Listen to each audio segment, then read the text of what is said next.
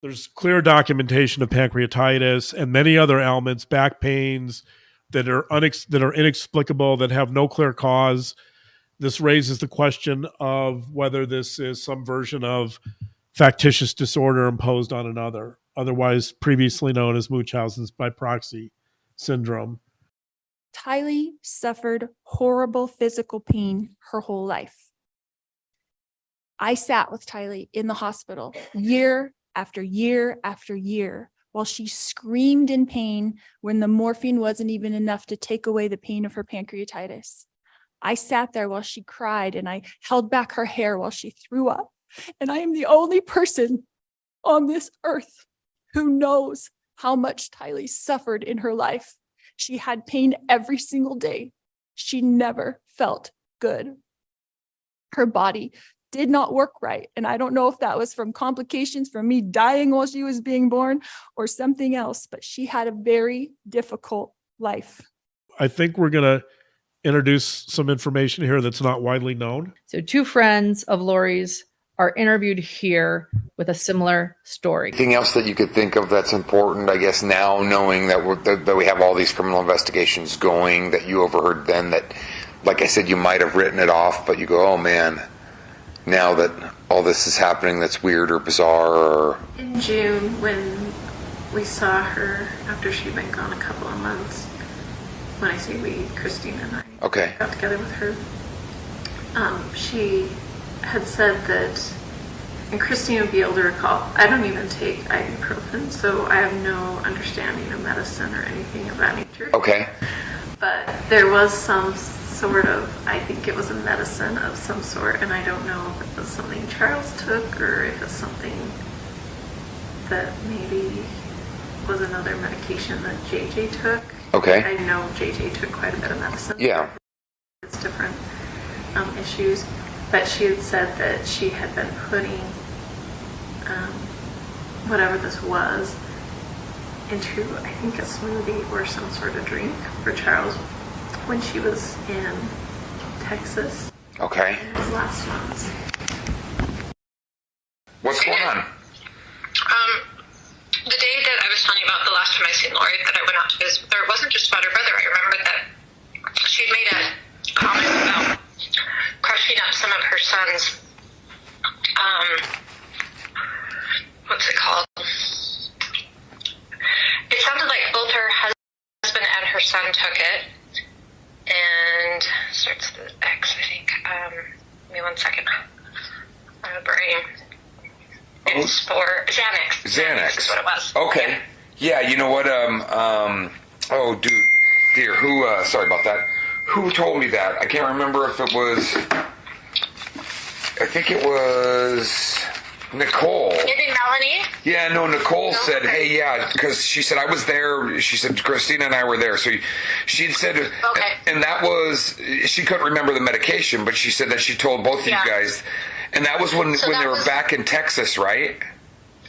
Yes. So okay. When I went back over, I just said, look, I don't know what's going on with you, but anyway, my one thing was the way that her brother had talked, but realizing also she'd made a comment about putting some Xanax in his drink mix, like his protein milk, shake or something that he was taking. Okay.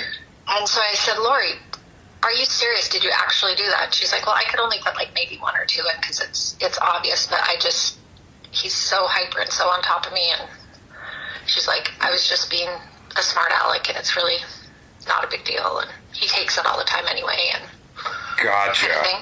Okay. So I don't know, because she kind of backpedaled on it, if he really did take it too. I don't know. But it sounded like both he and JJ took Xanax. Okay. Good. That's perfect. I was trying to. I forgot to follow up with you on that. Yeah. So that was all I could remember from that. Surprised I didn't that day, but not a problem. I remembered a couple hours after you left. Yeah, I just happened upon your doorstep, and it was random and out of the blue. So not a problem. But I appreciate you calling and following up with me. So according to 2 friends, Nicole and Christina, Lori would drug Charles Vallow's smoothies with Xanax. The reason we're starting with this particular example is because it's proof. This is definitive proof. I know in the second interview, she said that Lori sort of backtracked on that, but Yeah, Christina said, well, she was like, it's not a big deal, just one or two. right. But let's dig into this for a second. Like, it is a big deal. It is a big deal because Lori is introducing a controlled substance without consent and unknowingly into Charles' drinks. That, by any statute, is a crime. It's not only a crime, it's a felony. In most states, it's punishable by up to 5 years in prison. So why is this important? Because two people are saying that she's doing this. Lori doesn't see it as a big deal because Lori wants to control his behavior. Whatever her justification is, it doesn't matter. This is criminal behavior. She's introducing a controlled substance, let's call it poison, because Charles doesn't know he's taking these drinks. She's essentially poisoning Charles. Here we have this idea of empowerment through cruelty. This is where we're getting it, right? Because she feels empowered. She's controlling his behavior. She potentially has his life in her hands. She could easily create a situation where he overdoses. She could easily create a situation where she essentially murders him, whether knowingly or not.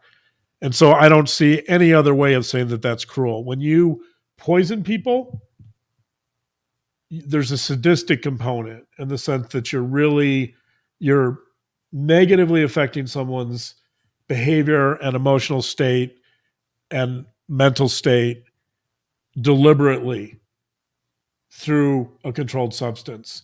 And so I think this is a great instance of this trait of meanness that we're going to start to explore here.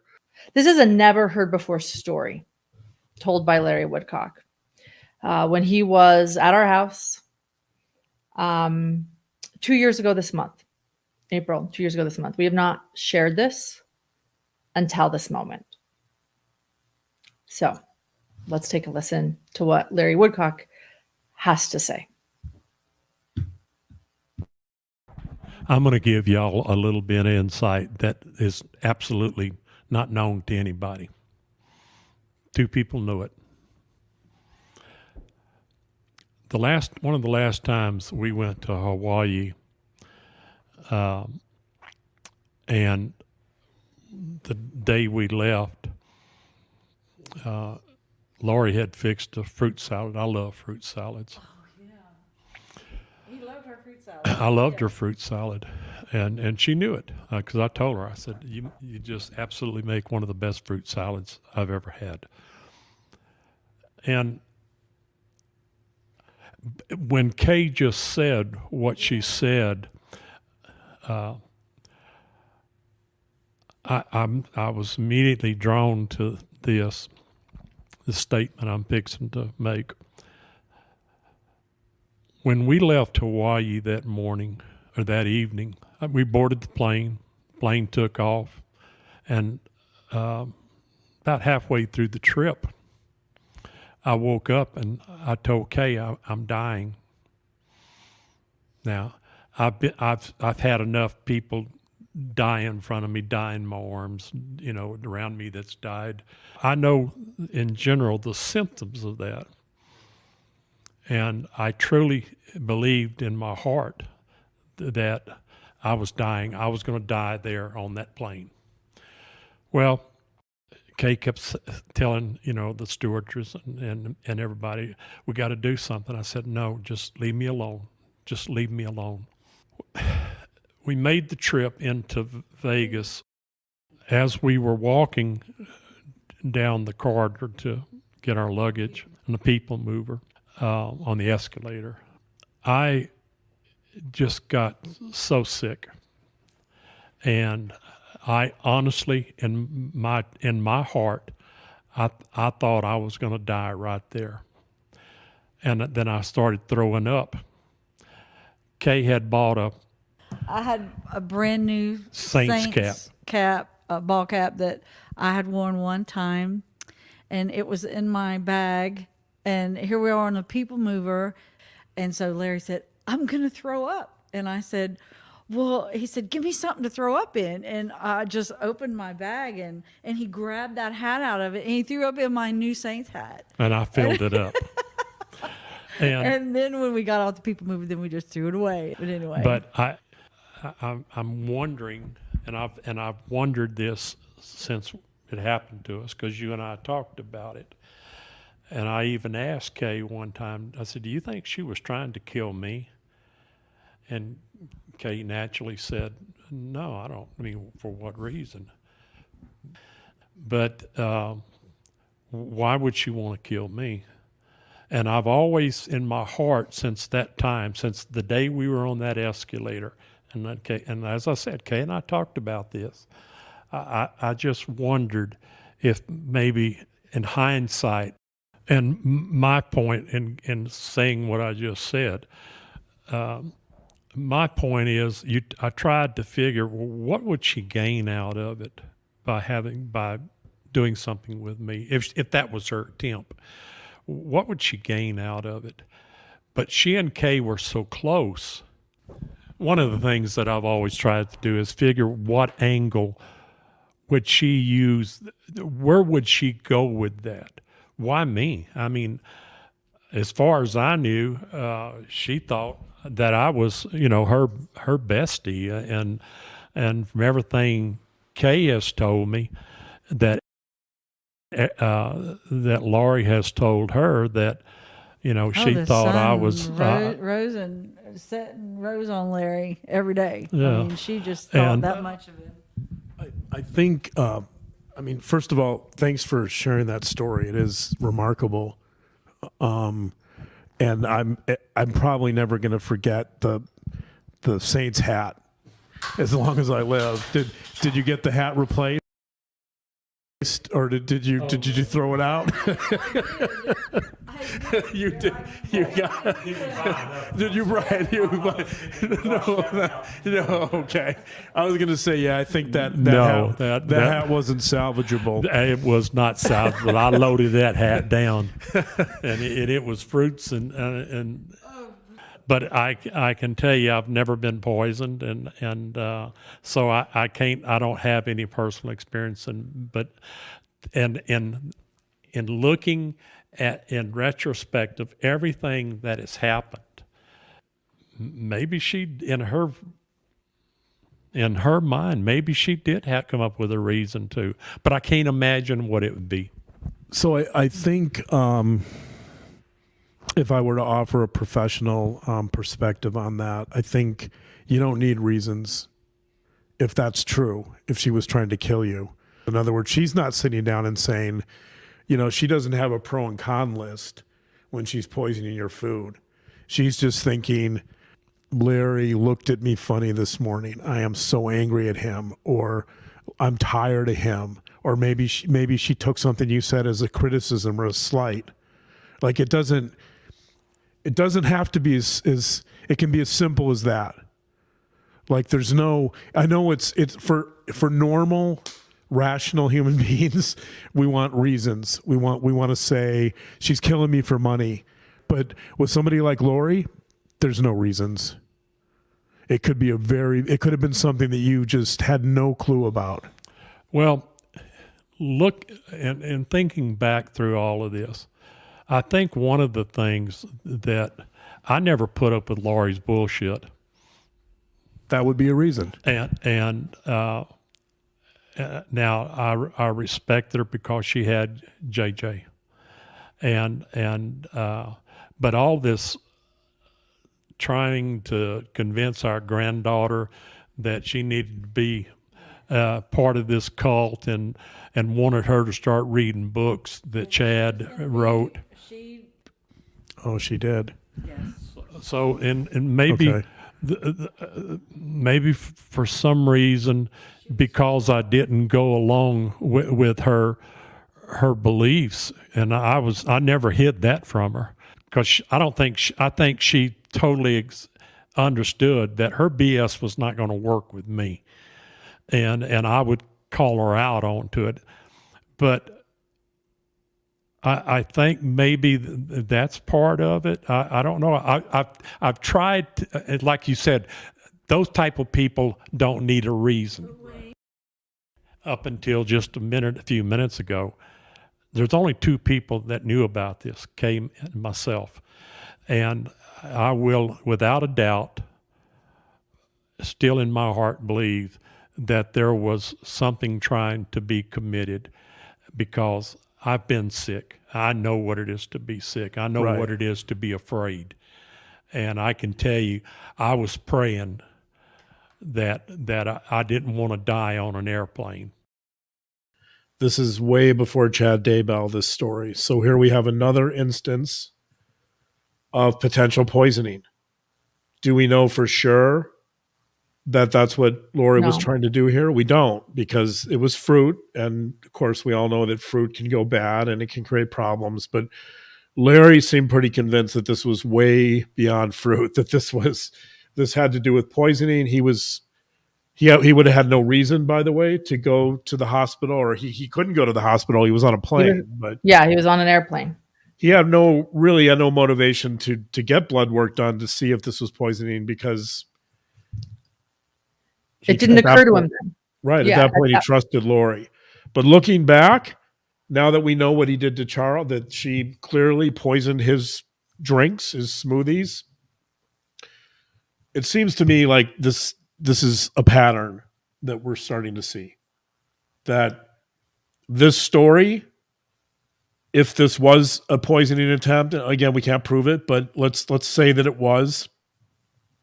This gets into that quality of meanness. This gets into that callous, unemotional trait of empowerment through cruelty. I love that term because I think that really captures it. This is about Lori feeling empowered. If we talk about, But that would be a reason. In other words, that would be a reason. A motive, right? If we talk about this idea of psychic death or the empty self or a false self, then this is an attempt to transform that sense of victimization and helplessness through poisoning to feel more empowered. And that's what she's doing. Well, so this is about Tylee. This is Nancy Grace. I'll put the link to this video in the description as well if anyone wants to go see this. So this is Nancy Grace interviewing Lori's friend from Hawaii, April Raymond. And they're discussing Tylee. He had a lot of health issues, and they could never really get to the bottom of them. What kind of health problems that the doctors couldn't figure out? Tylee was always sick, and she would be in her room resting or sleeping or recovering or just getting back from the doctor. When she was younger, they told me that she had had several surgeries to try to figure out what was wrong and to try to fix things, and it never accomplished anything. Was Lori Vallow primarily involved in Tylee's treatments? Yes. If a fleet of doctors in a metropolitan city can't figure out what's wrong and cult mom Lori Vallow was the primary person taking care of her, I'd be very, very curious to find the true nature of Tylee Ryan's ailments and if they were somehow inflicted on her. And would Lori Vallow be there alone with her at the time she began manifesting the pain and when the pain would go away? And what, if any, attention would Lori Vallow receive when Tylee would be ill? This is the first time hearing of this, and I'm very, very distressed. Well, we're hearing this from between April and Nancy Grace. We have heard from several people about Tylee always being sick and in the hospital. We've seen photos of her in the hospital. This is most of you that follow this case know this is a very repeated story. Exactly. And there's diagnoses, there are multiple diagnoses of pancreatitis, which it seems in these diagnoses to have no clear cause. So the question here becomes, and this is from, by the way, this is from a Guardian ad litem report to the court, July 15th, 2009. I'm just going to quote this. In the same period of time, Tylee was age 6.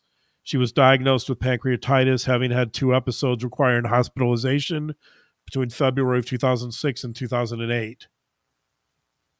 So there's clear documentation of pancreatitis and many other ailments, back pains that are inexplicable, that have no clear cause. This raises the question of whether this is some version of factitious disorder imposed on another, otherwise previously known as Munchausen's by proxy syndrome. I think that's the issue that April and Nancy Grace are raising here too, right? They're questioning whether Lori is poisoning or introducing a substance into Tylee's drinks or food, and is that responsible for all her physical ailments? My short answer to that is we don't know for sure, but again, we're looking at, here we go. Larry Woodcock almost dies from what he believes is poisoning.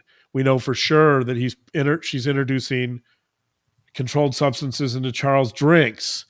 We have inexplicable reasons for Tylee's illnesses, right? You have all of these elements are coming together. And let me add one more, a testimony of JJ's last babysitter in Rexburg, who she said that Lori told her that she could give JJ Benadryl to help him sleep. Yeah, and this is from an affidavit written by filed in the courts by Cheryl Wheeler. I'm just going to do a quick quote on this. There's a couple things in this affidavit I want to point out. One is a quote from one of her sons. I'm not going to mention the name of her son because Cheryl has gone to great lengths to try to protect the identity and privacy of her kids. But here's a quote from one of Cheryl's kids. He was, I believe, around 12 years old at the time. He says, quote, Lori gave us all kinds of those green Advil / NyQuil and Lunesta pills so we could go to bed early. They practically shoved it down our throat. Also in that affidavit, she talks about that there is a diagnosis in one of the health reports of one of the Vallow children. I'm not going to mention name again here, but there's an actual diagnosis in a chart pertaining to this particular situation that Cheryl says the quote, the quoting states that the application indicates Munchausen syndrome by proxy. So a doctor that they dealt with to deal with a lot of medical problems back then that was treating one of the children. Again, I'm not going to say who the child is, but one of the children. This was a skin rash, by the way, a skin rash. Yeah, skin rash. One of the children in the household was having some problems, and the child gets diagnosed because the causes are so vague and so nebulous, gets diagnosed with Munchausen's by proxy syndrome. Now we call it factitious disorder imposed on another, so there is actual evidence in a medical chart, I believe today as we speak, of a diagnosis pertaining to Lori of Munchausen's by proxy syndrome. So can I say something about this really quickly too? Because I reached out to Cheryl. Yep. Many people have seen this affidavit. It's floated around the web. It refers to Lori and Charles, concerns Cheryl had, but I reached out to her for clarification, and she stated this, and I just want to say this too, because I asked her, I was like, "Is this Lori and Charles? Help me out here. Like, what, you know?" She said, "I believe this was only Lori." This is from Cheryl Wheeler to us, and she said that I could share this. "I believe it was only Lori. Charles just didn't think like this. During our marriage, I was the primary caretaker. I am not complaining about that. But Charles would have naturally defaulted to Lori's style of mothering and then add that And then she, some personal stuff that I won't share. And then she said that, I know that you understand the affidavit was during a custody battle. This custody battle would not have even been brought up if it were not for Lori's involvement in my children's life. So the custody battle was only happening because Lori entered her children's life, according to Cheryl Wheeler. So I want to share that too. Go ahead, John. Right. That all of these, again, so the main point is that all of these physical ailments and health problems started when Lori enters the picture. Right. Charles may have been involved in some of that indirectly, but it's not, but the cause is Lori, that Lori is the driver and the impetus for all these physical ailments. Prior to Lori, there were no issues with the kids at all with Charles. Right. So I think it's important to note. Right. That's the important point. I'm going to read a quote here. This is from a book on Munchausen's. This is, by the way, a really fascinating book on Munchausen's. There's not a lot of great books written about Munchausen syndrome by proxy, but this is called Hurting for Love, Munchausen's by Proxy Syndrome. It's by Schreier and Lebeau. It was also, I believe, written in the 90s. Let me give you the exact date here, 1993.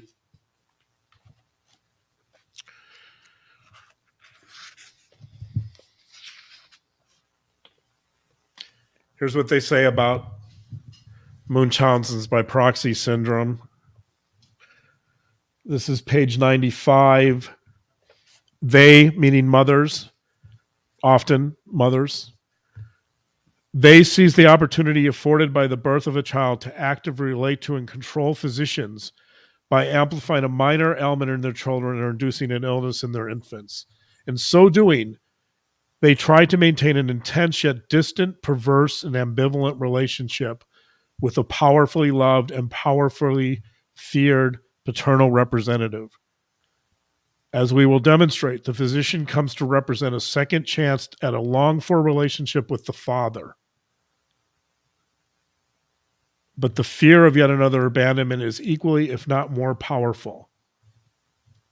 What these case studies suggest is that the good Munchausen's by proxy syndrome mother is a masquerade of mothering that springs from childhood roots that were quietly traumatic, include a profound absence of recognition of the child who will become a Munchausen's by proxy syndrome mother. Many of these young girls, so she's referring to before their mothers. Okay.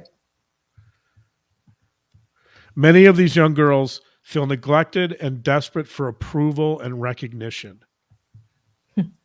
So their argument, the author's argument, is that Munchausen's is a function of, interestingly enough, the desire for paternal love. No doubt Lori had a lot of conflict with her father. And so it's interesting that there is that element, or at least in the case studies that they evaluate, they believe there's that element. And the main payoff is attention and recognition, but specifically the attention and recognition of the father. So I think you have, and also previous neglect, trauma, childhood trauma. So I think you have a lot of those elements in this particular case. The thing that I really started thinking about after reading that book, by the way, is this idea of triangulation. We talked about this with Murdoch, how I've talked about the family therapist Murray Bowen, who says that the basic unit in a family is a triangle. So when there's problems between two members in a family, often a third member will be brought in to diffuse the conflict, to take the heat down. And with Tylee, I think Tylee plays that role to a very large extent in this family, that Tylee's always brought in to diffuse conflicts between other people. That Tylee becomes this pawn of sorts. And I mean, it's sad. It's sad, but I think there's this attempt by Lori to triangulate Tylee, who she's very conflicted about, by the way. Lori detests Joe Ryan. And unfortunately, Tylee is the daughter of Joe Ryan. So I think in some ways, Tylee suffers by association with Joe Ryan. I think Lori has this constant approach avoidance relationship with Tylee in the sense that she wants to be close to her, but then she gets angry at her because she associates her with Joe Ryan.